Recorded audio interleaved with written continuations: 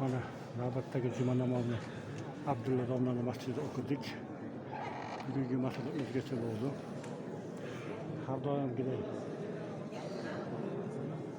bu yerda shahlaganman takrorlaganga o'xshayapman. Chunki tarixi ojiz.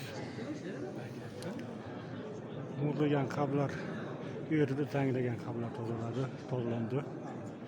Qirg'izistonda turli joylardan kelibdi. Qo'li O'zbekistondan, Qirg'izistondan O'shdan Bishkekgacha, O'zbekistondan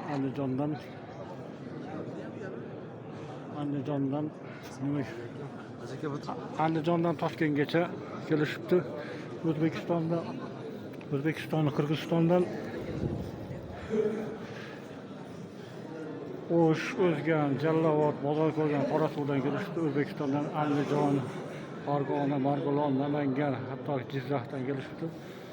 Hammanglarni juma ayyom bilan tabriklayman, tinch bo'linglar.